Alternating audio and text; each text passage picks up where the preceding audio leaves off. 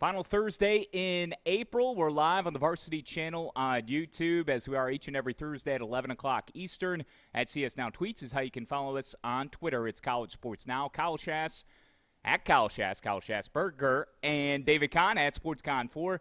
If you're watching on YouTube, you can already see who our guest is for today's voice of the Blue Devil baseball team. 20th ranked Duke Blue Devils, Chris Edwards, at Chris_Edwards. Michael Surber will join us a little bit later on today. We'll give you a lineup card before we depart. We'll also draft. Happy draft day to all of those that celebrate. And may this intensify your hopes and dreams of someday winning a Super Bowl for your franchise, especially if you've been starved of one. Chris, I'm not completely sure who your NFL team is. Who might that be, and what are you hoping will happen tonight for your franchise? You know, I'm not a big NFL guy, Kyle. I'm more of a college football guy myself. I guess growing up in North Carolina, I pull for the Panthers. That's great. Hopefully they get a good quarterback. I think that's what they need. Other than that, I'm knee-deep in Virginia prep for this weekend, so I probably will not be watching a whole lot of the NFL draft tonight. Well, we'll get to the series between Duke and Virginia and Charlottesville coming up. Also, the hot streak that the Blue Devils are currently on as they've won 7 in a row, winning each of their midweek games this past week at Campbell and then at home against High Point. Duke entering with a 29-12 record, 12-8 in the ACC, first place in the Coastal Division. 2 midweeks again ahead of Virginia this weekend, projected as the number 16 overall seed according to the recent Field of 64 projections from D1 Baseball. Kahn and I will recap those once we usher Chris out of here. By the way, if you've got thoughts on something you want us to draft, get at us at CS Now Tweets. But Chris, this past weekend, okay, a sweep of Louisville, and not one, but 2 walk-offs. You had Alex Stone on Saturday with the RBI single and a 7-6 win, and a day before that, helping to set the stage for the entire weekend and springboard the Blue Devils to the eventual sweep, it was Alex Mooney. 1 out in the 9th. Mooney swings and sent the drive high and deep to center field. Let's go home. Oh, sweet mercy. The grandest of all the home runs. This team is unbelievable. Sophomore sensation Alex Mooney. Chris, I didn't make you uncomfortable there as you were on camera. No, not at all, I gave you the single view as you got to listen to your own scintillating tones. Yeah, the worst thing is hearing yourself, right? That's like awful. It's like nails on a chalkboard, isn't it? That's what it sounds like to me. Man, what a fun weekend for the Blue Devils.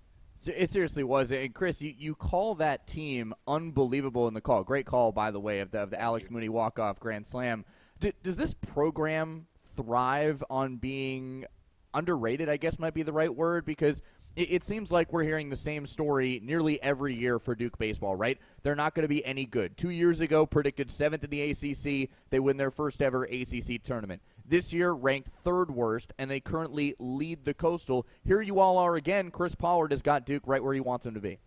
Yeah, absolutely. And this has kind of become the MO for Duke, right? I mean, you go back to last year, that team was ranked in the preseason top 25, and coaches talked about it a lot. I don't think the culture was great around the program last year. There needed to be some culture changing, and that's such an in vogue term, right? We talk about culture in sports, and there really did need to be a culture shift, and I think you're seeing that now with this team. They don't take themselves too seriously. If you go back and watch some of the videos from the midweek game against Campbell, like, this is a team that's in a 2-2 game in the 7th inning, and they play the YMCA over the PA system at Campbell, and this team goes out and starts doing the YMCA on the field, dancing around the dugout, and what are we doing? It's a 2-2 game in the 7th on the road against a team that could host a regional, right?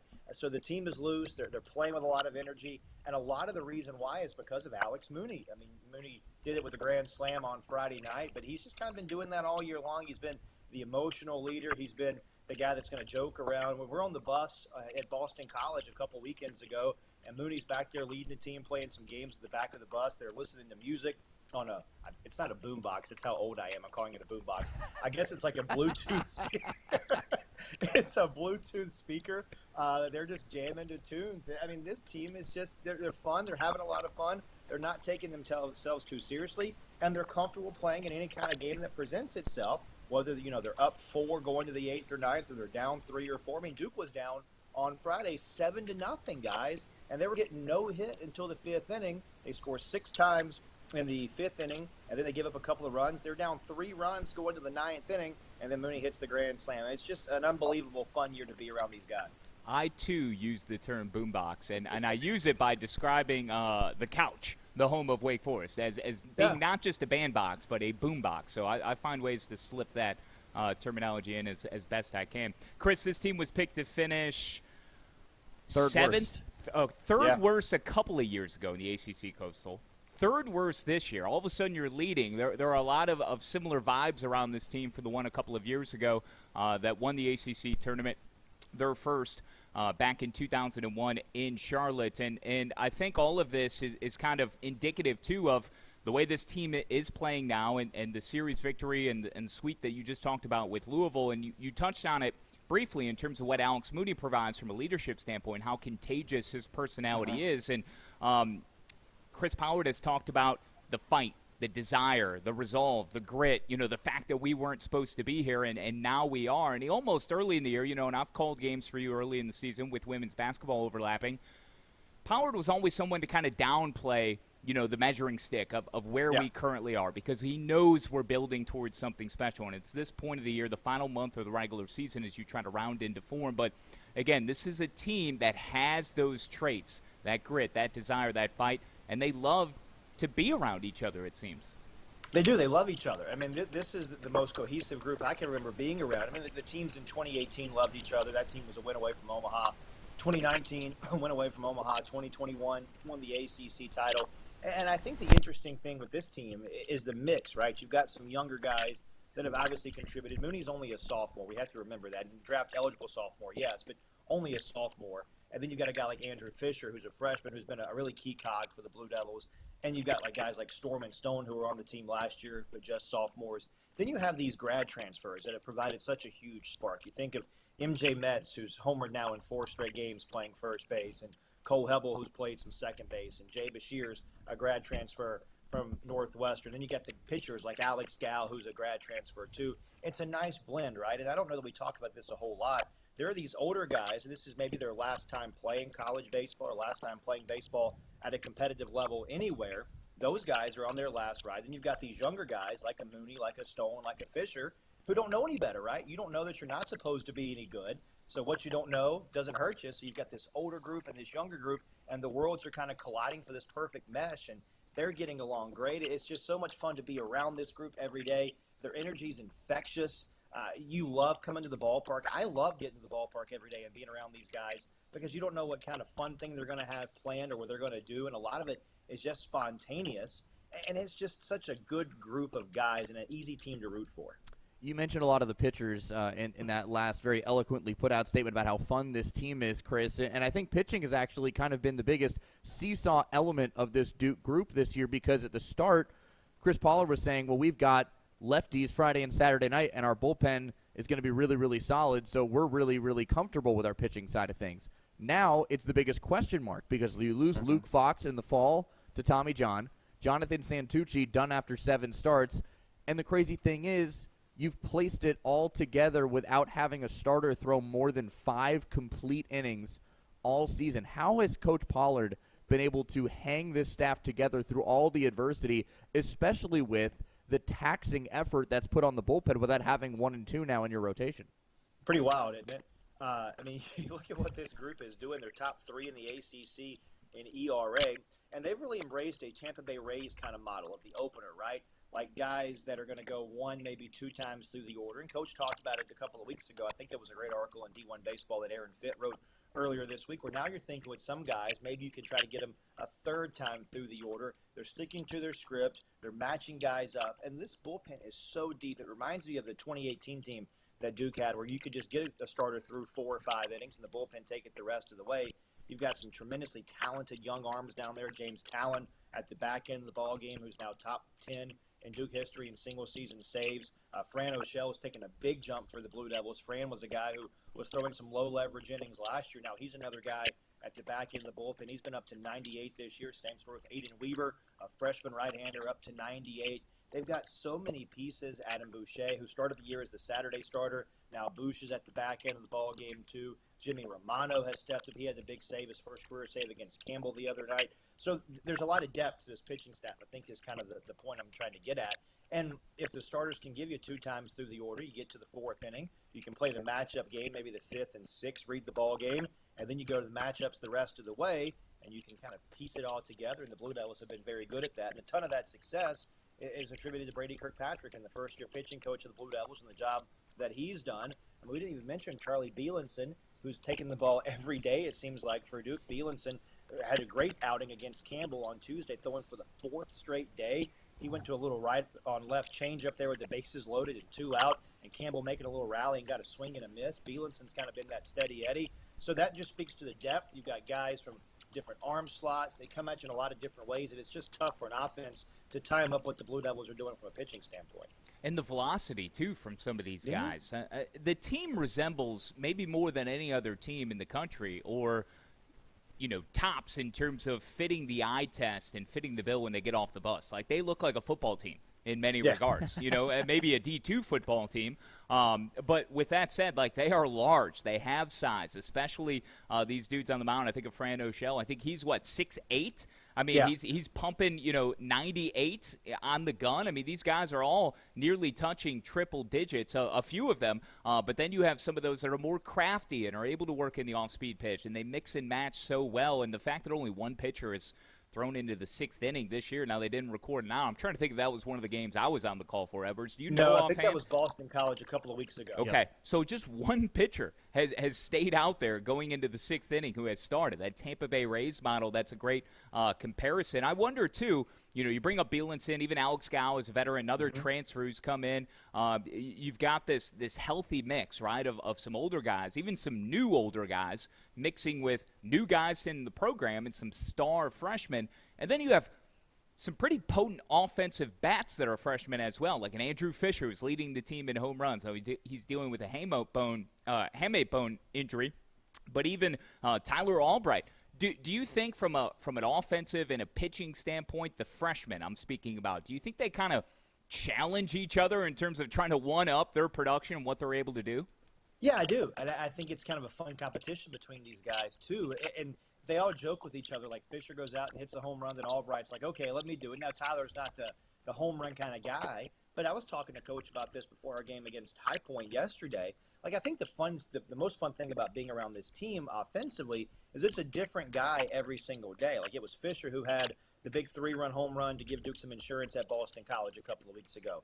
On Tuesday night at Campbell, it was Albright, who has kind of been in and out of the lineup. Duke still may be searching for some consistency in left field, and Albright may be giving them that. Albright had the 2-run double to tie the game up against Campbell on Tuesday. Or maybe it's Cole Hebel who hit a home run on Friday night against Louisville. It's just somebody different every single game, and they love that about each other. And they love to cheer for one another. I think about Andrew Yu the other night, who had a pitch clock violation to get on first base, had a RBI single taken away from him, and Yu is on first base cheering as loud as he can for Alex Mooney, who ends up hitting the grand slam. You can just see the love and the appreciation that these guys have for one another every time they come out and play. I do want to follow up, too, with the numbers for someone like a Andrew Fisher, a 306 batting average. Again, a true freshman leading the team in home runs. He's got 10. Also with 10, tied for the team lead is MJ Metz. You got Jay Bashirs, who might be the most impactful offensive transfer coming over from Northwestern. He's been able to move around, defensively, too. That's another thing about this team. These guys are so unselfish. I mean, you're not putting Mooney in the outfield or Mooney at third base. Mooney's at short. He's the only guy who I believe is, not moving. And then you think of an LSU transfer like Giovanni DiGiacomo, what he's provided defensively. It's just a matter of can his back catch up to that, and he might be, stabilizing that aspect of his game. But Jay Bashirs, 9 home runs, 326 average. Mooney's leading the team at 335. But you go up and down. Alex Stone, he's on the watch list for the Buster Posey Award, one of the nation's top freshmen. Luke Storm, who can play third and first base. I mean, these are guys, if you don't know them already and you're not paying attention, Kahn, right? Duke is playing as well as anybody in the nation. They're putting everyone on notice. 20th ranked team in the land. Yeah, they certainly are. And Chris, you brought up a great point where you said it's a different guy seemingly every single night that's stepping up in a big moment.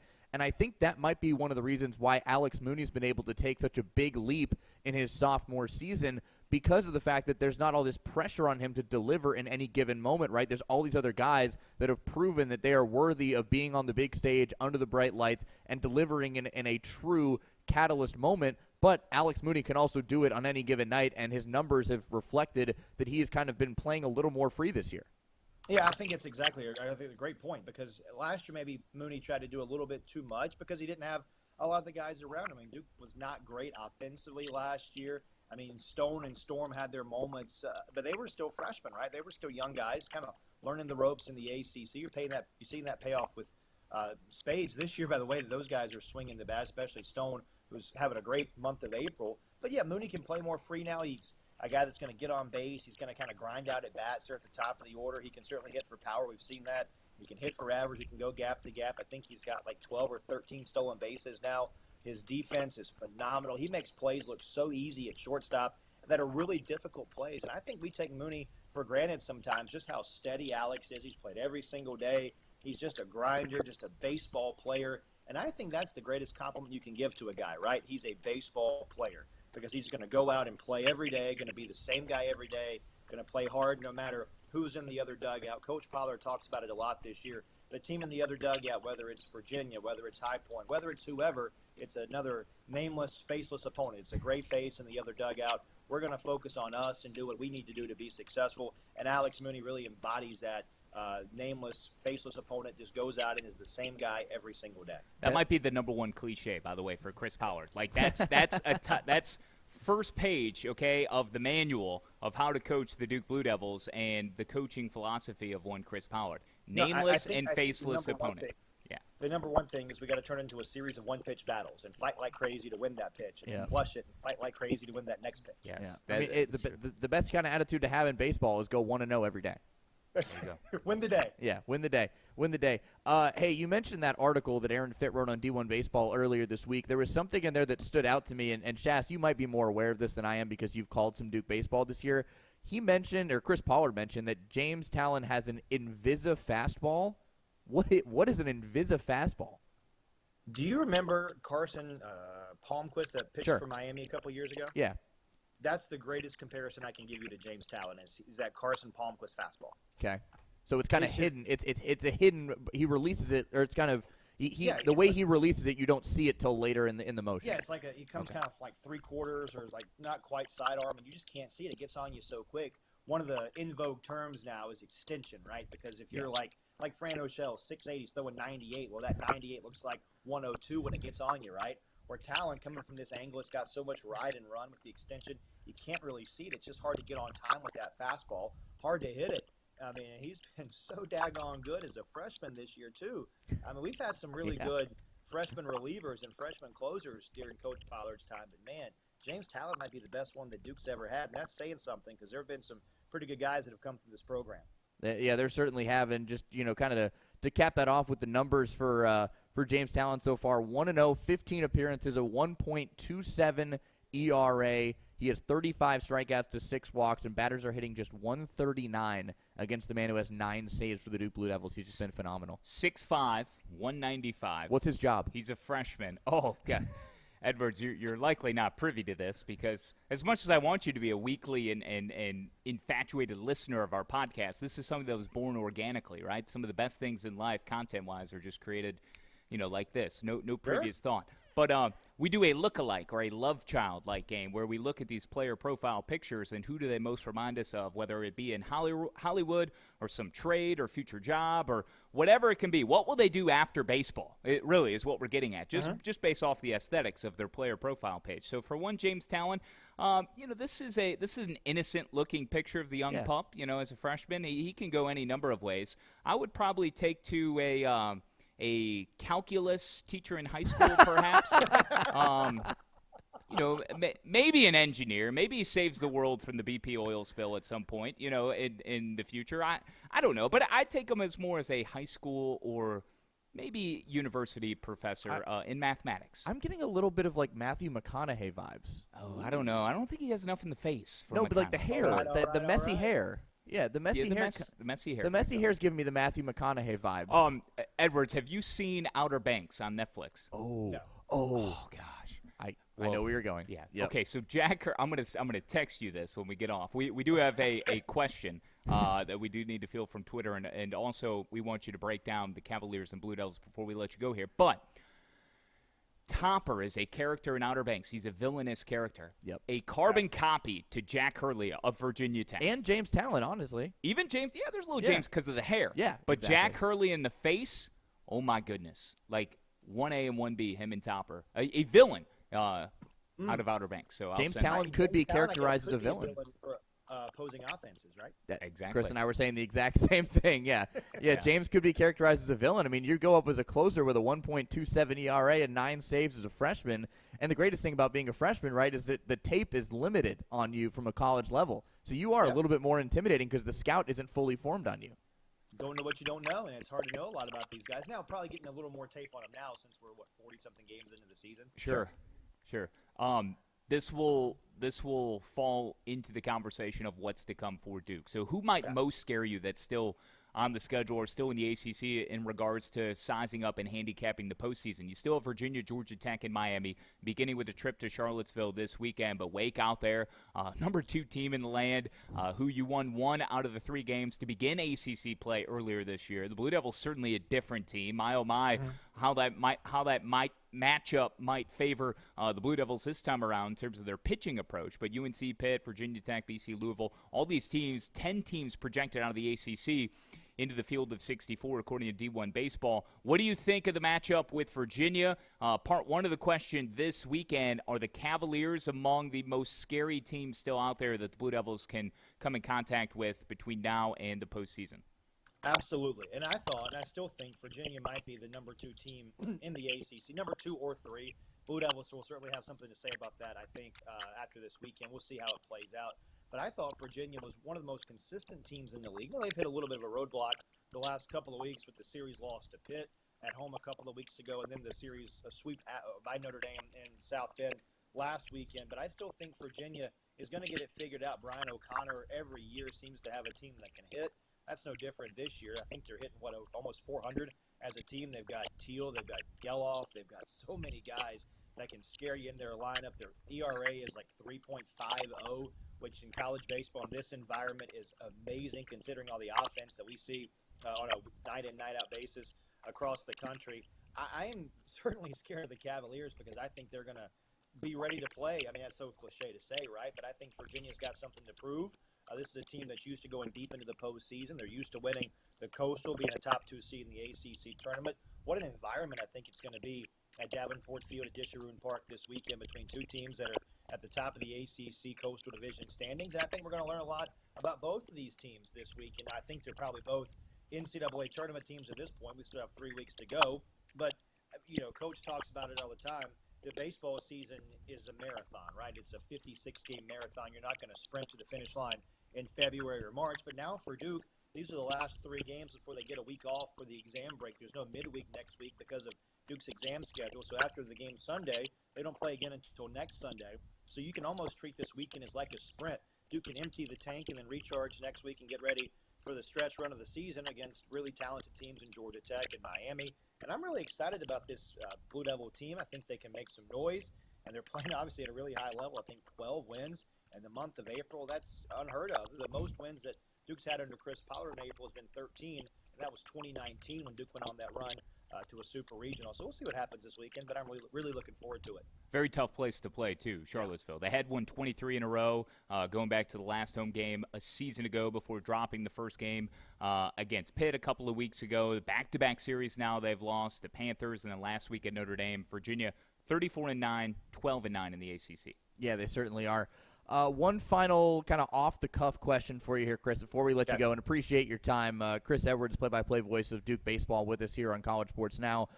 Question from Twitter. You answered it last night, but answered it for all the people who were not following that thread. It's from @JoeVasile, play-by-play, or PXP, I should say, on Twitter.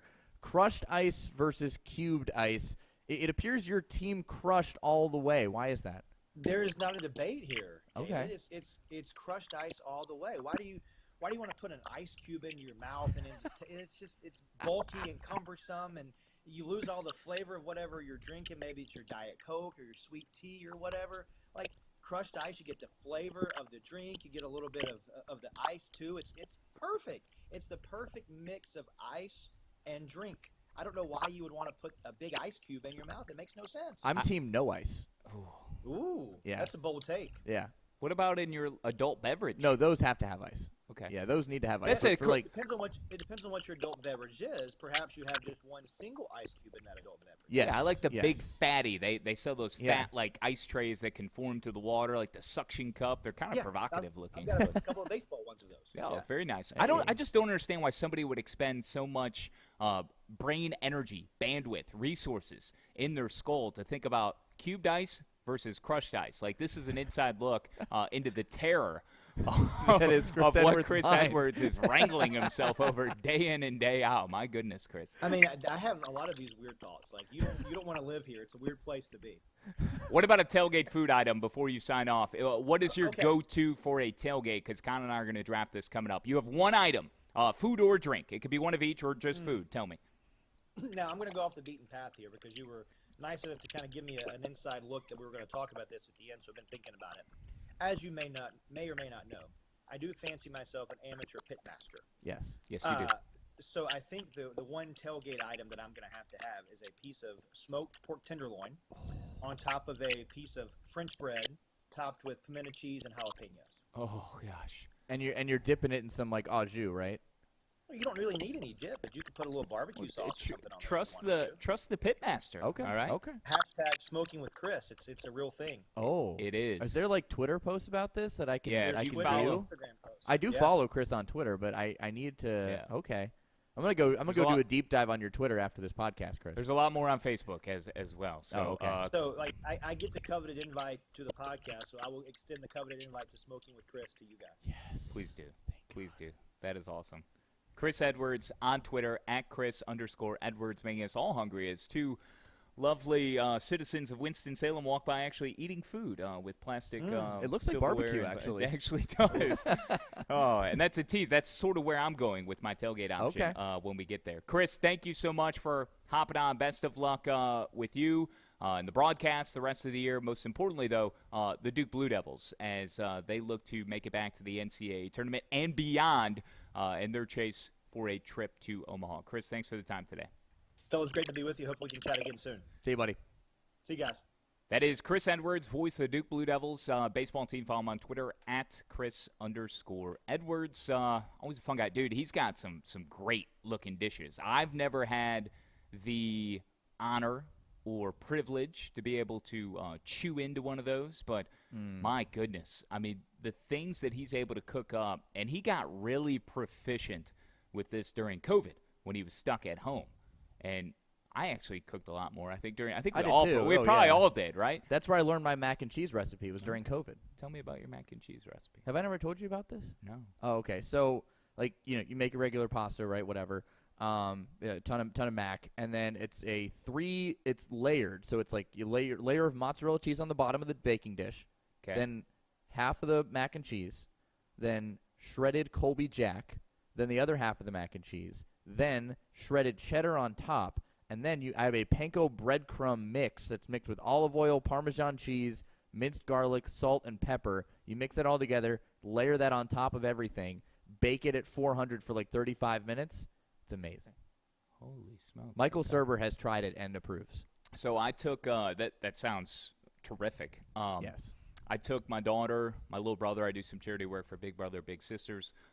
Shouts to them. Deshaun, it was his birthday the other day. So I took my daughter and Deshaun out to my favorite little food spot in Winston-Salem Timmy's. yesterday. Timmy's. I'm a big Knew chicken Knew it. guy, Yeah. number one. Chicken, I could eat it every day for Welcome every back, meal. Slappies, by the way. Welcome back to Winston-Salem. Apparently some barbecue joint, fried chicken joint. fried chicken joint that I had never heard of, Yeah. but has been pulling on people's heartstrings since the beginning of time and went away and is now back in Winston. So check it out if you're ever in the Piedmont Triad area. Anyway, so we go to Timmy's. I get my fat, juicy Timothy fried hot chicken sandwich. It's very hot. It's just one level below the hottest, which is called Hellfire. By the way, they do a Hellfire challenge with like 5 wings that I've been jonesing to do for a couple of years now. But I just don't want to do it alone. I want my daughter to be along for the ride because you get to design a plate and put it up on the wall. They've got a real unique, spin and pitch to that. And in terms of acknowledging those that are able to take the plunge and do the Hellfire challenge, I just I need to buy a dog. I'm afraid, I guess. So it hasn't been the right moment. And yesterday I was trying to have a nice meal. I get my sandwich. I plow through these hot vinegar collard greens, too, that they make that are even hotter than the chicken sandwich. I mean, I am sweating. I am dripping out of my nostrils, out of my ears, my nips, everything. Like, it was glorious. It was glorious. And this is just very hot. This isn't hellfire. My daughter over there, she gets the plain sandwich, okay? Even Deshaun went plain tenders. And these are juicy, succulent, hearty chicken breasts and tenders. Like, it is spectacular. Trust me, it's as close to Nashville as you're going to get. Timmy's Hot Chicken in Winston-Salem. I'm going to clip this snippet and walk it next door when we're done, all right? And we're going to get free sponsorship. No plug. Timmy's, become a sponsor. My daughter got the mac and cheese side. This is where I'm going with it. Amazing.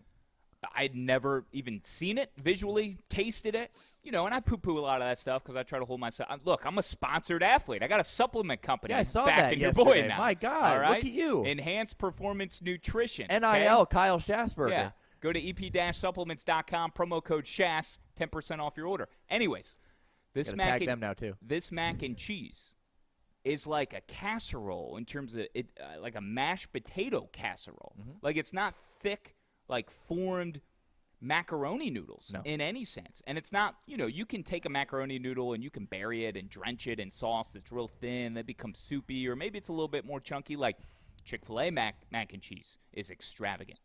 It's probably my daughter's favorite mac and cheese. I want to put that up next to Timmy's, because the Timmy's one, I took a bite of it, the way it just melted and conformed to your tongue and your mouth, and again, the flavor. It was bonkers. You need the flavor punch. Yes. You need the punch. That's why I mix so much stuff in the panko breadcrumbing of my mac and cheese, because you get that immediate crunch, but the flavor punch as well. That's kind of the thing that I was going for. But Timmy's mac and cheese, phenomenal. Slappy's mac and cheese, a Cheez-It crusted mac and cheese, also very good. I'm going to have to go there, man. Man, find yourself someone in life who talks about you the way I talk about food. Please. I do yourself a favor. Seriously. Otherwise, stay single. I've just got you, so, I'm good. Well, we have each other. Yeah. We have each other. Where's Surber? Hey, Surber don't need to come after that, I guess. I texted him. A little too, I don't know if we got room for a third. He's dialed into right a meeting right now with Tim Bickford. He said he'll be on shortly. All right, so here's what we're going to do with the rest of the show. And we're going to try and do this in 30 minutes. Good luck. We're going to draft, because the NFL draft is tonight. Let's go, Pats. The rebuild is coming. Thank you again for watching live on the Varsity Network channel on YouTube, at Varsity. Hopefully at some point in time, whether that be when Kahn and I are still on this planet, we figure out the Twitter fiasco that has been presented to us and everyone else in the content industry over the last couple of weeks, where we can no longer embed videos on Twitter, so thank you. Ridiculous. No, we are creators, and yet we don't have access to Creator Studio on Twitter anymore. What are you doing, Bird? We are coming to you Thursdays, 11 o'clock a.m. Eastern, okay, throughout the rest of the regular, certainly over the next month plus, and then our schedule might change a little bit as we get into the postseason, but TBA on that. But every Thursday live, and then you'll get it to your audio feed after, however you subscribe to podcasts, whether that be Apple, Spotify, Stitcher, the kitchen sink, whatever it is. You can always get that on Tuesday as well, okay? So Tuesday and Thursdays twice a week. We're here. For the final half of today's program, many thanks again, tip of the cap to Chris Edwards for jumping on. We're going to draft some college baseball-related items. We'll do that just before we say goodbye. We do have the lineup card. We'll preview the weekend number 11 slate coming up. I'll have a surefire lock, I guess. I'm just going to shoot from the hip like I always do. I'm well under 500. I mean, you have a horrible record. It's all about content. You got to take a stance. You got to have some conviction. And if you're wrong, it's okay. You are confident about your picks. Like, that's what I respect the most about you. It's like week after week, you just get battered down. People are like, nobody stay with Shass. I mean, they're fading you more than the lock doctor. And you're just like, nope, I got another one. I'm back up, ready to go. Look, you're back in the lab. You're studying. You got the stats in front of you. You're ready to go. Can't keep me down. No. Can't stay down, okay? Mm-hmm. To be ready, you got to stay ready. And you got to seize every moment like it's your last, and this might be my last surefire lock. How many cliches do you have, Chris Pollard? I might get hit by a bus tomorrow, okay? God, that turned morbid. Oh, my goodness. We'll have a social display of affection. But let's go ahead and react to – you know what? Before we talk about the Field of 64 projections, I posed a question to you following the midweek.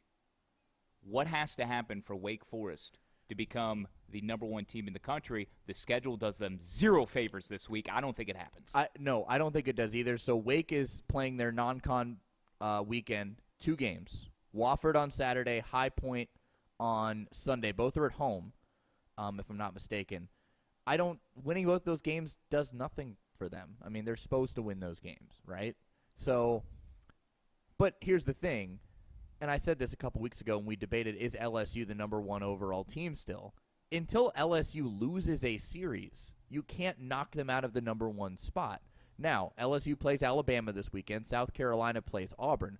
I think if any team has a chance to jump into the number one slot, it's South Carolina, because Auburn may be starting to figure it out a little bit, especially after that comeback against Mississippi State last weekend. So if you're South Carolina, you're looking at it as, hey, we sweep Auburn and LSU loses 2 of 3 to Alabama. I think there's no question that South Carolina becomes the number one team in the country. But LSU needs to lose the series. They lose one game, you still haven't beaten them in a series, so you can't knock them off the pedestal. Auburn has – Michael Surber has joined the program, by the way. What's up, Hey. Sirs? Can you hear us? Another day, another podcast.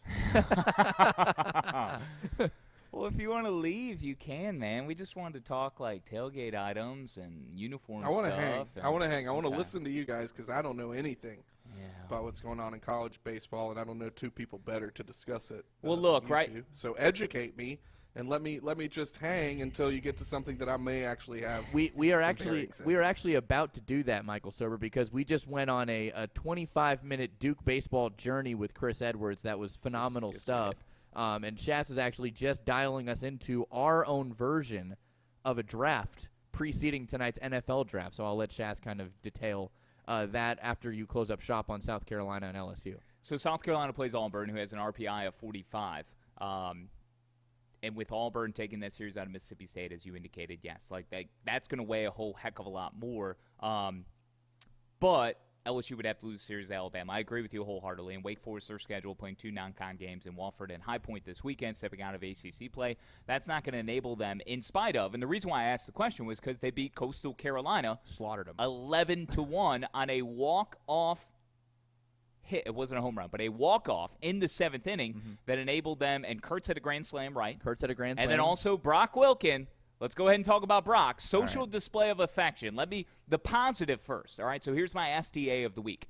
Wake Forest put out their tweet memorializing, commemorating Brock Wilkin becoming the king of Wake Forest, as it was put. He is now the all-time home run leader at Wake Forest after securing his 59th career bomb in his second at-bat Tuesday night as part of an 11-1 win over Coastal Carolina. Second-ranked team just absolutely shellacks the 6th-ranked team in the country in Coastal. So I love the video commemorating Brock Wilkin. Again, Wake Forest Baseball on Twitter, the king of Wake Forest. It basically flashes all the numbers of his home runs across the screen, the content piece, the video, but it starts with his very first home run call included. Our good buddy Matt Present on the call for his first ever career home run, and you just see the evolution of him as a player throughout the years in becoming Wake Forest home run king. It was pretty cool. It was well done. And the music behind it, like it was very Titanic, kind of like dramatic-esque and somber at times, but like seeing a guy grow before your eyes. Yeah, absolutely, without a doubt. And I like that they opened with a call and didn't end with a call, because then it leaves room for them to publish the solo video alone with the radio call, which they did put out a little bit later. Ty Collins on the call for that. I want to play that for you because I think it was actually pretty solid. Okay. He sends this one to the left. High fly ball 59. Move over Jamie D'Antona. There's a new man on the throne. The home run king will touch them all. 59 career home runs. And Brock Wilkin has sealed his name in the history books at Wake Forest. So very cool, but there was, and Ty Collins there, good job on the call. I like how he incorporated just the number 59 once it went over the wall. That kind of reminded me of something with like Sosa and McGuire during the 98 home run chase. But there was one element of that you didn't like, and I'm sure many people share your sentiments. This is something I would probably do if I was Gary Gilmore. I'm just being honest. Oh, we're going here like, now. I can Okay. see where Gary Gilmore is coming from. Yeah. But in this moment, you've got to maybe slap the wrist of one Mr. Gilmore based on his actions following the home run. Yeah, so I was at the game on Tuesday with Zach Jewell, former employee, current friend. And we were watching Wilkin round the bases. They celebrate. They recognize, hey, he's the career home run leader. And then all of a sudden, we see the umpires huddling. We're like, what in the Sam heck are they reviewing? It's a home run. And then all of a sudden, Coastal's pitcher throws over to first. And we're like, no way. Did he miss? There's no way he missed first. That would just be demoralizing beyond all demoralizing. Because he kind of spun around and celebrated. Right. Yeah. Because he knew he hit. I mean, it was a laser beam. That thing got out of there in a hurry. And so they throw over to first. The umpire goes, safe. Like he touched first. We're good. Home run stands. Then Gary Gilmore, the coach of Coastal Carolina, pops out of the dugout and does the review sign. And we're like, what? Like, they just appealed. There's no way. So the umpires all get together. They go review it. They come back maybe 2 minutes later, and they're like, yeah, he safe, home run, whatever. And I was looking at Wake baseball Twitter later on. And so Coastal and Wake have like this weird rivalry that isn't really talked about a whole lot, but it's a thing.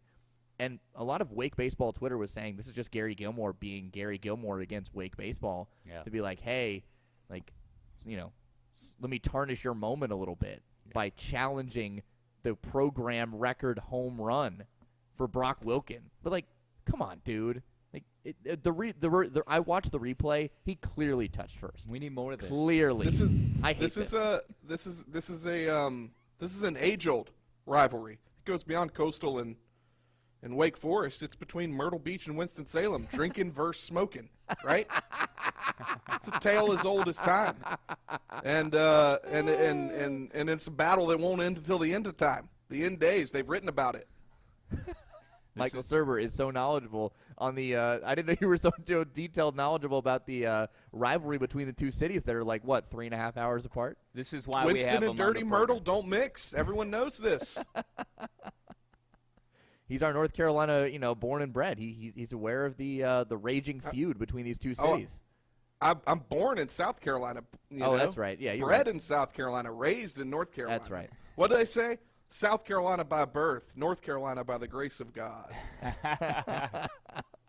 This is why we have Michael Surber on the program. Everyone. Absolutely. Thank you. To see the big picture, to see the forest through the trees, and really understand what is going on here, getting to the root, of this rivalry and this animosity between the two programs. I love it. I mean, be petty. People from Wake are not going to like it. People from Coastal are going to love it. The boos boos in the stadium were loud. Be the villain. Be the villain. This is make baseball great again. College baseball is doing it. They're doing it every day. They've been doing it with Tennessee, going back last season. And Tennessee having to pay for it now, but all these other teams have, kind of stepped up their game. And this is the stuff you and I have been talking about for a couple of years now. Surber and I going back 3-4 years. Like, this is the beauty of baseball, the gamesmanship that really there isn't the respect level that maybe you would want out of the term gamesmanship. I think there's a respect, but it's like, hey, I'm going to do something that you're not going to like, but I'm trying to ruffle your feathers and gain an edge and gain something in the mental aspect of things. And if I need to needle you or do something and have, as a visitor, have all these boos shower on upon me, like, so be it. Like, I'm trying to win a game. You have all the momentum in the world. What can I do to, like, stunt your growth right now? And all he did was ignite Wake to score 9 runs over the next 5 innings. And it backfired. It's okay. It's hey, man, screw gamesmanship. Let's hear it for gainsmanship. Am I right? Gains. Serbs, Shass is a sponsored athlete now. I am. Oh, really? Yeah, I got a supplement company backing me in Enhanced Performance Nutrition Supplements. Promo code Chass, 10% off your order. Was it ep-supplements.com? It is. Yeah. It is. Not a sponsor just follow of the podcast. Just follow me on social, at Kyle Schass. Slide my DMs. I'll tell you how I can save you some money.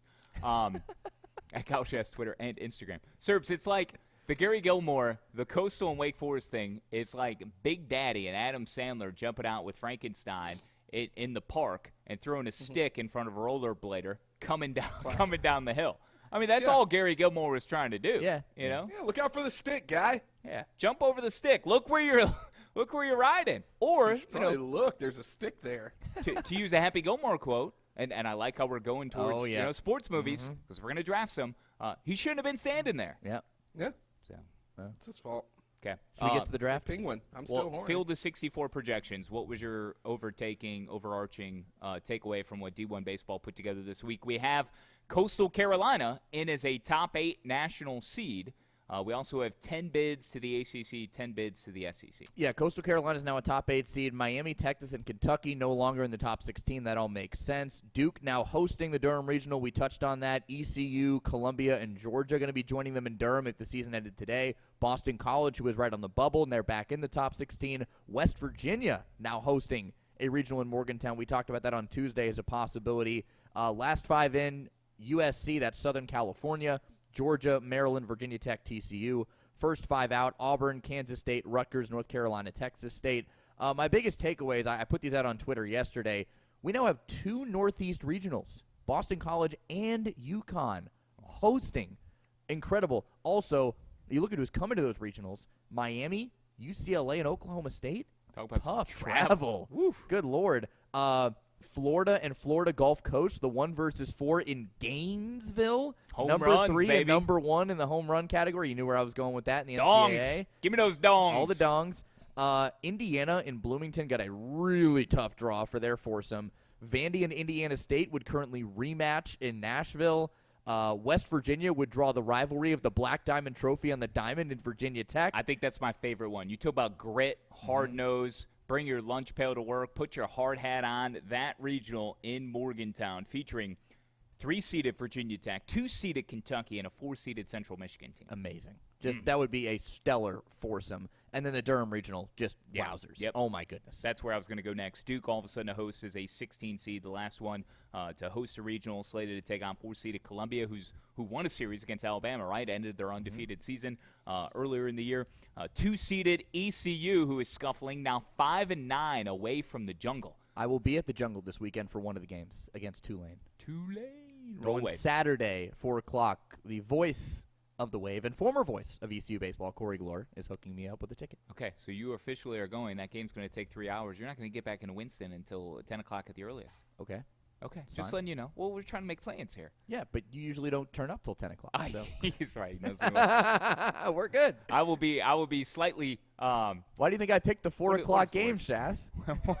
What is the I could have word? gone Friday when the game was at 6 and totally stoned you there, but I'm not doing that. I'll have my base coat. All right, base coat going by the time you yeah, get I into figured. town on 10 o'clock. I'll be back. ECU and 3-seeded Georgia out of Durham. So Yeah. even that Nashville one with Indiana State and Louisville. Dude, Oof, Vandy, Indiana State rematch. Yeah. You know Tim Corbin wants another crack at Indiana State right now. The Sycamores. I love it. Yeah. All right, let's draft. Yeah.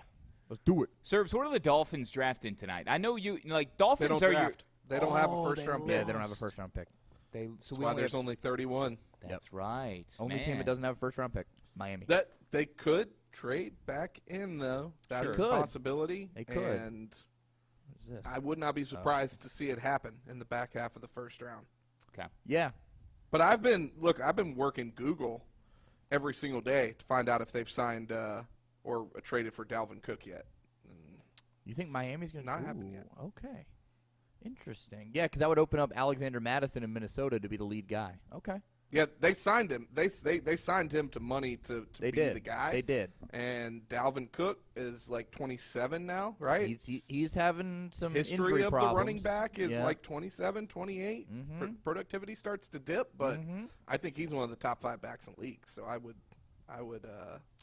I'd go all in, and you could probably get him for like a 5th rounder because Minnesota's just trying to make some cap space. Yep, they are. He's got a lot. He got a big contract. What do you think about Minnesota offloading Kirk Cousins? I don't think Kirk Cousins is any good anymore, so I'm fine with that. I disagree with that. I think he's a fine quarterback. I He's think all he's right. middle of the road in the NFL. And my issue with them doing that is that I don't think they're going to improve their current status at the quarterback position. If they Isn't, can, isn't Kellen anything Mond available their to them. backup right no, now? Kellen Mond's like not even on the team anymore. Oh. They need to find a third and willing partner, and then go get Trey Lance, bring him to the Vikings. Okay, get rid of Cousins and send him somewhere. But I don't know anybody willing to and then take that and then contract. San Francisco goes to Well, they've Brock already Purdy. Yeah, kind of like right. given their vote of confidence Right. in Brock Purdy, and why have 2 guys that young who are together. And if Sure. Trey Lance hasn't, blossomed into what you hoped already, Okay. with I think 1 year left on his deal, I mean, do that. Okay, that's enough too nitty gritty. Well, I will say the Bears. I need you to get Peter Skorwanski. Okay, at number Number 9. 9. Let's go. The Bears get the Northwestern guy who's from Chicago, from the suburbs. He grew up a die-hard Green Bay Packers fan. You couldn't ask for a better scenario. Turn this guy against his own people. His grandpa played for Vince Lombardi, winning Lombardi trophies in Super Bowls before they became Super Bowls. Grew up a Packers guy. He's a cheesehead. Make him a Chicago Bear, a monster of the Midway, and he will help reshape that locker room as we Patriots draft an offensive lineman. We need to protect Mac Jones and Bailey Zappi, please. I am interested now in the fact that the Bears may have the best quarterback in the NFC North all of a sudden. Justin Fields. God, it gets me so excited. I can't wait. All right, let's draft. All right, let's. We're gonna do 7 rounds. Yep. 7 rounds. Should we explain this? Yeah. So, Serbs, we're gonna incorporate some baseball-specific things with mid-major programs here to start, so you can either tune us out or chime in as you wish. But then we're going to move to drafting favorite sports movie and a favorite baseball movie. I want to pick a baseball movie and a non-baseball movie. Okay. So really, we're going to do 8 rounds. Yep. And then we'll do an NCAA home baseball venue, Serbs, that you would most like to throw the first pitch out at. Okay. So where do you want the red carpet treatment rolled out for you more than any other venue? And one top-tier item that you will bring to a tailgate. I'll give you a food selection and a drink selection. You can think with a college football spin, but maybe there's some disparities between a college baseball and a college football tailgate in terms of the time of the year, so that can influence your decision. But think about those as we start with mid-majors. One uniform characteristic, right? Yeah, uniform characteristic or trait. If you were building the perfect college baseball uniform, Serbs, what is it that you're most fixated on? Is it the style of the pant or the top or the hat or the accent or the accessory, the style, the throwback, the current, whatever, that sort of thing? Yeah.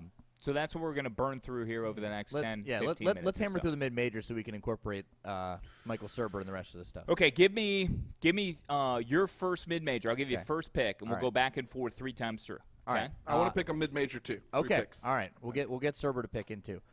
Indiana State. Most likely to make a run to Omaha, right? No. Just to be dangerous in the postseason. I mean, if you want to go most likely to make a run to Omaha, I'll change the pick, but up to you. Okay, I think those are 2 different things. Yeah, so yeah, correct. You think most dangerous? Dangerous in the postseason. I think that can make some noise. I'm going Indiana State. Okay, you got ISU. Yeah, Indiana State. They've won 14 in a row. They're red hot. They've been in the regionals before. This team seems to be the most formidable Indiana State group of any of the ones that have made the postseason in recent memory. D1 baseball is all over them right now. I'm going to ride the hot hand, the public pick, and take Indiana State. A team who had won 14 games in a row, who lost in their midweek. Yeah, unfortunate. So 14-game winning streak is no more. That's Dallas Baptist, as TCU had a nice come-from-behind win, 8-5 on Tuesday night. So DBU would be my selection. Sure. One of 2 remaining most proud, most stout teams to never make it to the College World Series. It's Dallas Baptist and it's ECU. I'm going to go with DBU at 31-10, 15-3 in Conference USA. And the big series that everyone has circled from a Conference USA perspective would be the one at UTSA coming up May 12th, 13th, and 14th. DBU this weekend is at Rice, then against Middle Tennessee before the trip to San Antonio. So just love DBU, love the pedigree. And I think more than ever, maybe this could be the year that Dan Hefner and DBU are able to get to Omaha. So certainly dangerous, certainly my pick for Omaha. Now I'm going to Surber, you got a mid-major? Give it to us. I'm going to go with drinking over smoking and pick Coastal Carolina. Yep. I know they just lost to Wake, but my heart lives with the Shants. I like the pick, Serbs. I mean, they have a lot going for them right now. They're a top 8 national seed. They're running ruckshot over the rest of the Sun Belt. They just absolutely torched Southern Miss last weekend. They screwed up Shass's lock of the weekend. So good pick by you for Coastal Carolina. Do we want to go back around so you pick next and then I go after that? Let's do a snake draft. Yeah, right. Serbs, give us another one. UConn. Give me the Huskies. Solid pick out of the Big East. That's just for my man Rob Joyce. One of 2 Big East, or actually the only Big East team projected to host right now, the UConn Huskies. They're projected to have a regional in stores at Elliott Ballpark. Shass, who you got, guy? Okay, I'm typing this out. We'll put this out on Twitter after, so I'll make sure I'm tracking our picks. All right. I'm going to go with Out of the CAA, Northeastern. Oh, you went with the other CAA team. Okay. Yeah, I think CAA will get 2. They're projected to get 2 in, according to D1 Baseball, their most recent selections. But Northeastern, a team I saw in person when they played Duke, when I filled in for Chris Edwards on one of the 4 or 5 games that I called this year. 32-7, 13-5 in the league. Try and get a check of their RPI. Most recent RPI, Northeastern, 34, just ahead of Campbell at 32-7. 6-0 against RPI, top 25 teams. And then 25-5 against teams with an RPI worse than 100.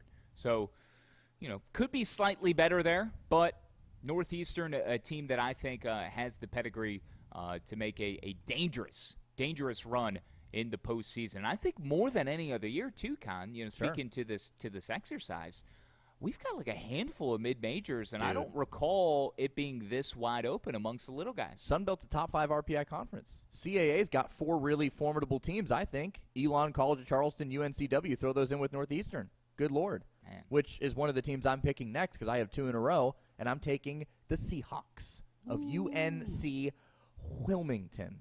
Give me those boys. There's no H in it. I know. There's no H in it. I You know. don't have to say I saw them earlier this year play Wake Forest. Wake Forest beat them. If the season ended today, they would actually play in Winston-Salem as the 3 seed in the Winston-Salem Regional. They lead the CAA currently over Northeastern. Give me UNC Wilmington as my first. Then we're going to go across the country, and I'm going to take Jared Sunderstrom's UCSB Gauchos. Got my Gauchos. Yeah, got the Gauchos, baby. Give it to me. Yeah. Love the Big West 2 pick. seed in the Stanford Regional right now. Give me UCSB. My guy Lundstrom, right? Who hit the Jared trolley. Sunderstrom, yeah. Hit the trolley. Yeah. Yes, just took him. Gosh. You're due to the week. Well, I'm gonna stay in the Big West and take the other Big West team, and that's going to be Cal State Fullerton. Yep. So, give me the Titans.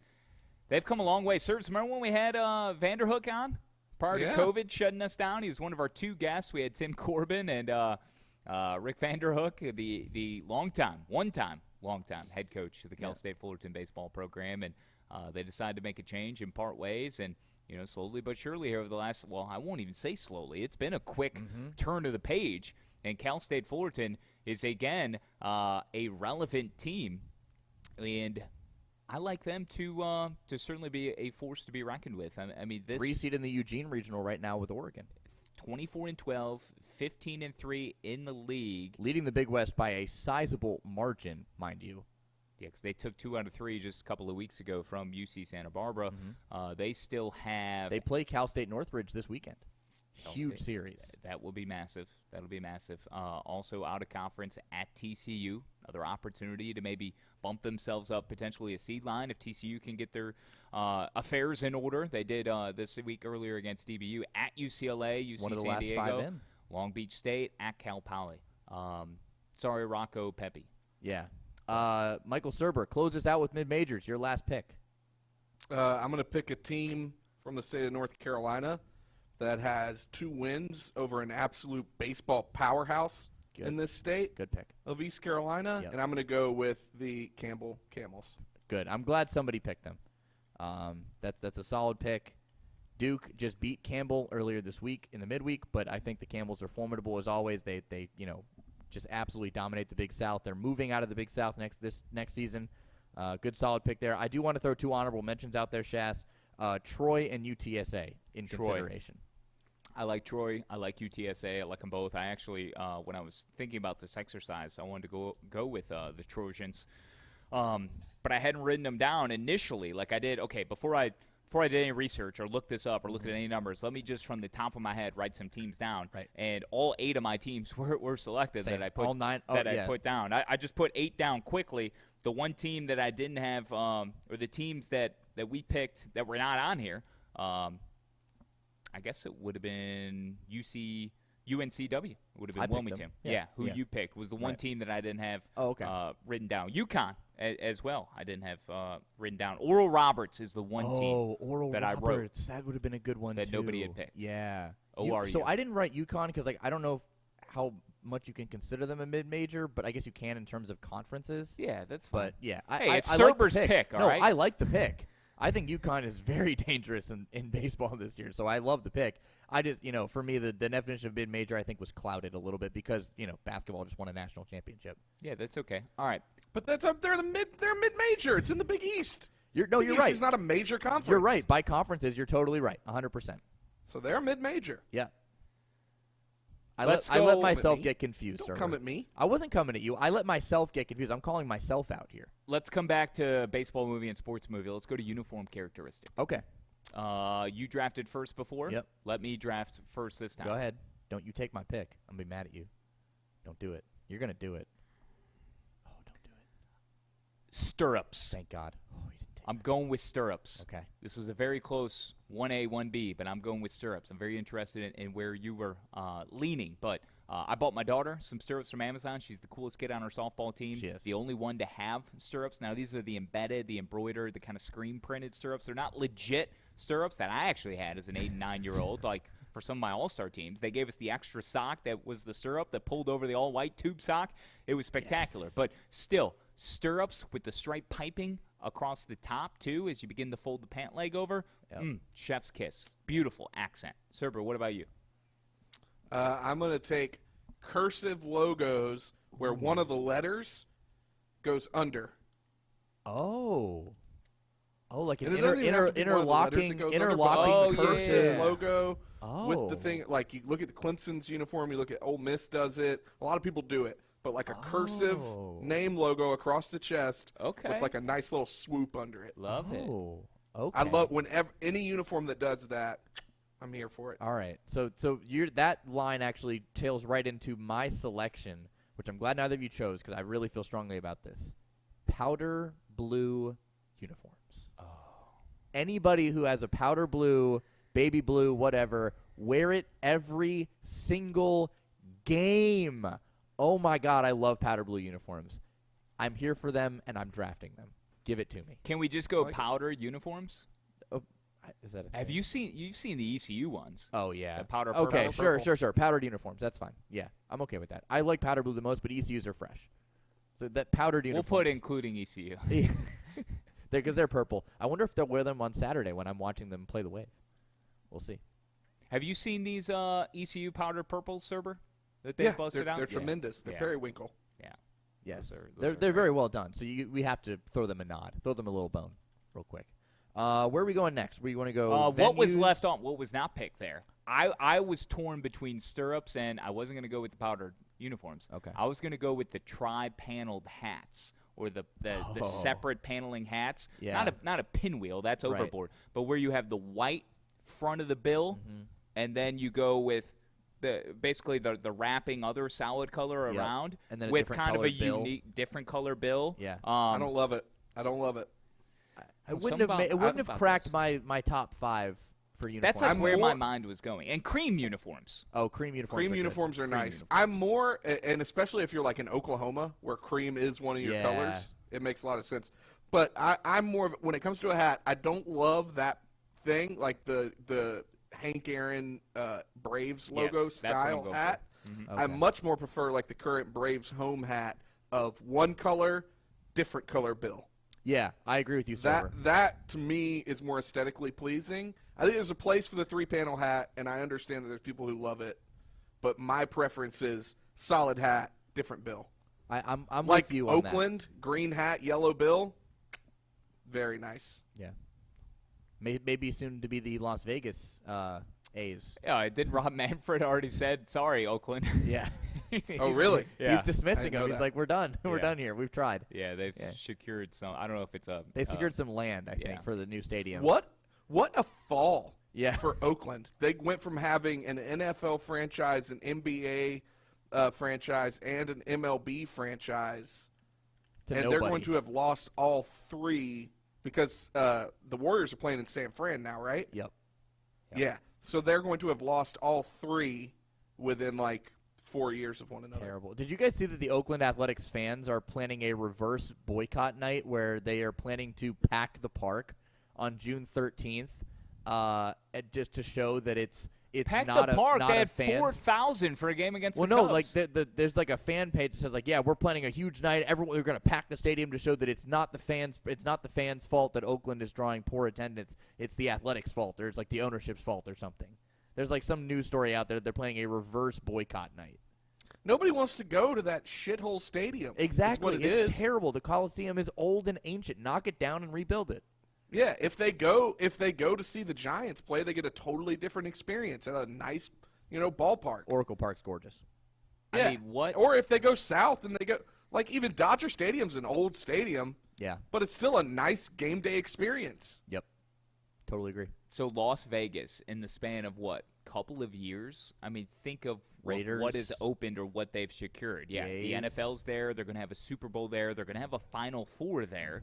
You get an NHL team, too, Yep. in the Knights, 5-6 years ago. They have MTEs there every year. The Pac-12 tournament for basketball's there. I mean, they've got so much. I think they're even going to have a WNBA team, potentially. Yes, I think I did see that. Yeah, like the growth, and They'll now get Major League they Baseball. already have a WNBA team, right? The Aces. Oh. Is that not are feel the, are the Aces not in the WNBA? They have the Las Vegas Aviators, a minor league team. Las Vegas WNBA. They Oh, are the Aces. Yep, sorry. Well, that name's Yeah. taken. Sorry, Oakland. Can't have it. You can be the A's, though. But still, the growth, it's been seismic. How Oh, quickly everything wild. and how the tenor has turned over time.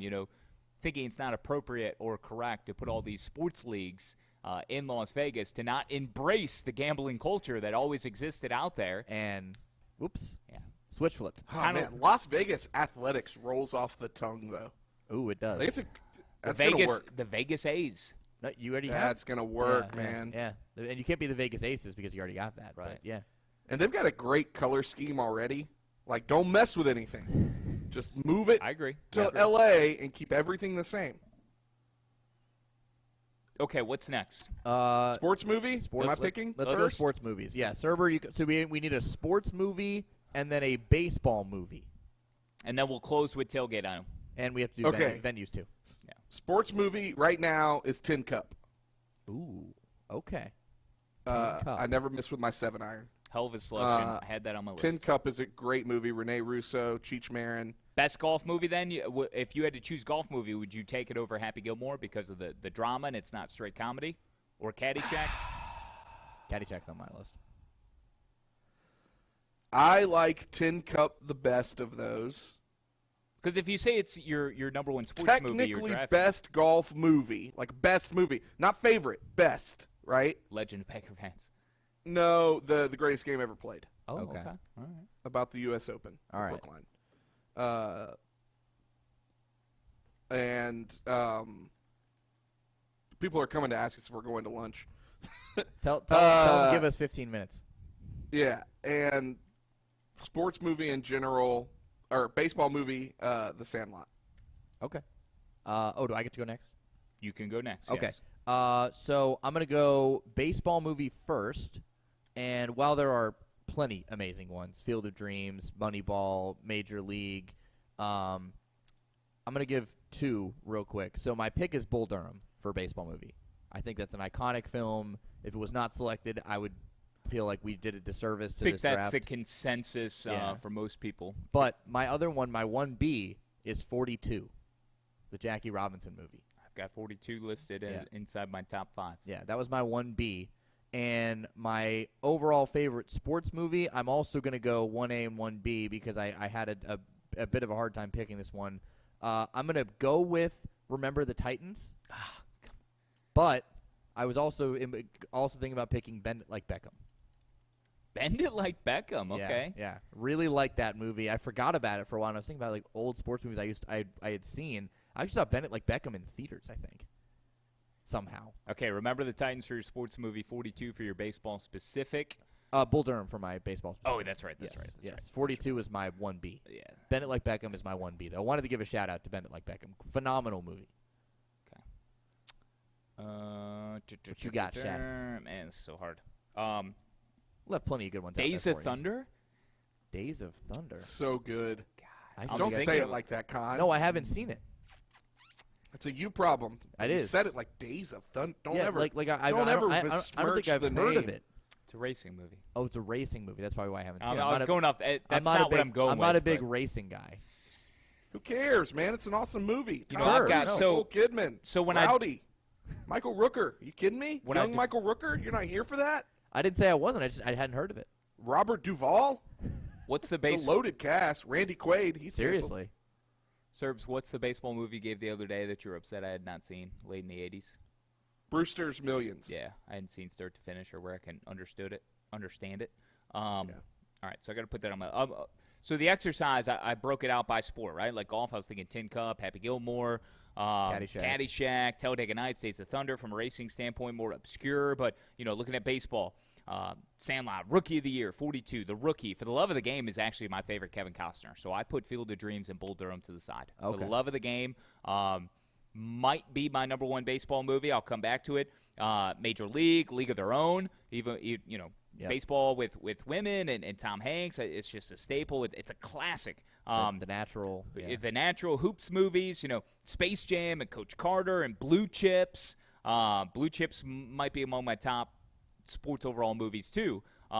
Just on how they used like Penny Hardaway and Shaquille O'Neal and the way they implemented those characters. And it really turned the page. If you watch that movie today, you're like, well, this is how college basketball is now run, like in front, with the light shining on it today. Like we're peeling back the onion. Eddie, and then there's Hustle that I saw recently with Adam Sandler. Yeah. And that pulls on my heartstrings in ways that are difficult to equal. Football-wise, remember the Titans and We Are Marshall and even Greater and Safety, which are newer like Disney-type flicks. Draft Day, which I think is an outstanding movie. If you're going to hate on Draft Day, go to your room. Yeah. Stand in a corner. Yep. Wash your mouth out with soap. How dare you? Don't doubt Sonny. He knows what he's doing. Sonny Weaver, movie. Bo Callahan, or Brian Drew. Or Vontae Mack. Vontae Mack, give me them all. Give Pull me the Vontae. biggest heist, okay? It's a draft Mighty heist. It's a draft heist. God, it's so good. Hockey movie, the Mighty Ducks series. Oh, God. Miracle on Ice. Yeah. You got all these things that you got to consider Who for are you greatest picking? sports. I'm just putting this into context, how difficult this is, and making you second-guess your own items. Any Given Sunday, Invincible, Friday Night Lights. I'm going to go with Forgot about Dodgeball. Ooh, dodgeball you can put on there. Baseball movie, I'm going with Moneyball. Oh, yeah. I'm taking Very Moneyball. good. That was on my list. I think too. I saw it 3 times in theaters by myself every single time. I saw it actually before it came out in theaters. I got access to a pre-release of Moneyball. I don't remember why, but I remember seeing it pre-release. Moneyball hits all the feels. I mean, Yep. you grab yourself a couple tall boys, tin of Copenhagen, go into the theater, crawl in with a blanket, and just become What kind entranced. of theaters are you going Just to? become entranced. Sit in the last row and just don't be bothered. And just watch Moneyball. Backwoods theaters that let you bring in a tin of Copenhagen. Oh, and so two tall you wear boys. big pockets. You wear pockets down to your knees and a nice, and a starter blanket. and a starter jacket. Surfer, Big pockets, Are there come any on. theaters out there that will oblige by Shazz's needs? Big pockets, bro. Come on. Get stuff I don't know, man. Stop in a Dollar Tree, get yourself All right. cuff some okay. Skittles. What's your some overall? Skittles. What's your overall? Overall movie. You're gonna hate yourself whatever you pick I because know, yeah. I'll go with Hustle. Okay, yeah, it's a good one. Just I very didn't new. have that on the board and I feel bad about it. I will go with Hustle. All right, let's NCAA venues. Let's close it out. I'm going to go with the dude. Did I first pick? Because I just stole it. But Sure. I am a dude, and I'm taking Duty Noble Field. Sorry, Surber. Give me 16,000 plus if you're going to set an NCAA attendance record. What was it? 16,423 April 16th against Ole Miss. Part of Super Bulldog Weekend. Standing room only. The tradition. The passionate fans.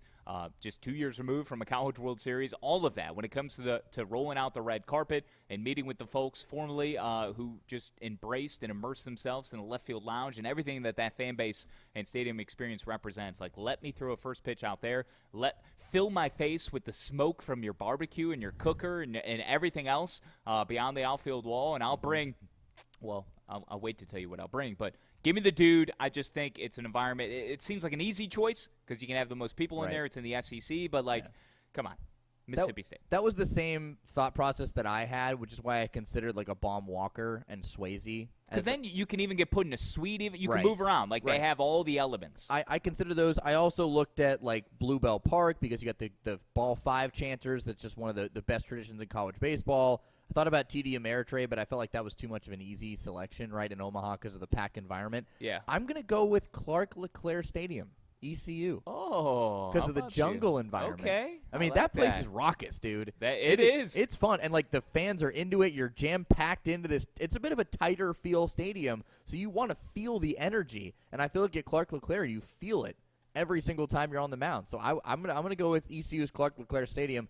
Now, I will say there was a second avenue I went down for possible where I would want to throw a first pitch, because you also want to get that accurate picture of you throwing the first pitch. And if there's two stadiums out there where I want a picture that's going to be Instagrammable of me throwing out a first pitch, it's Miller Park at BYU, Provo, or Swanson Stadium at Dunk City, FGCU, because of the views that you would have behind you when you throw that first pitch. Just put me at Pepperdine, man. That works. Oh, yeah, that works too. What about you, Serbs?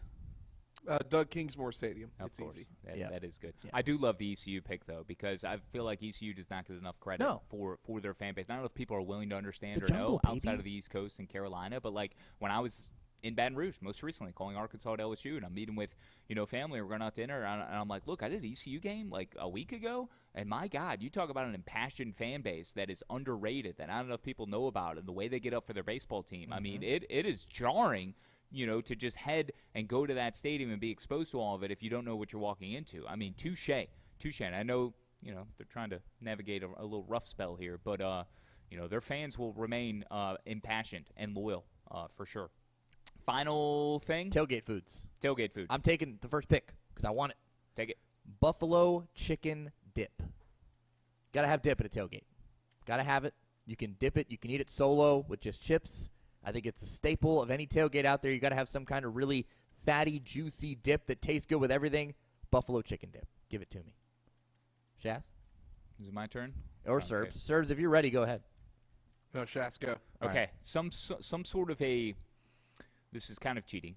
A sandwich, but like a beef sandwich, either a pulled pork, a brisket, barbecue sandwich of some kind, okay? So like a pork sandwich, and this speaks to what Chris Edwards was talking about before he departed the program. He brought that very thing up, like a smoked pork tenderloin, beefy sandwich, and he would do it upright as a pitmaster that he is, an amateur pitmaster. Give me one of Chris Edwards' Hashtag smoke 'em with Chris. Smoke 'em with Chris. I want one of Chris Edwards' sandwich to bring it with me to a tailgate. And because it's summer or late spring, when I'm going out enjoying myself at the drinks. ballpark, Forgot that. give me a White Claw. Yep. Maybe a couple of Fireball, airplane bottles nearby. The ones that aren't sold in the gas stations that don't have the correct alcohol content and are misleading. But White Claws are fine at that point of the year. Maybe like a spiked Arnold Palmer too. Ooh. Give me the beef sandwich and a White Claw. I'm good. Okay. All right. Serbs? Ribs. Yeah. Ribs. Always ribs.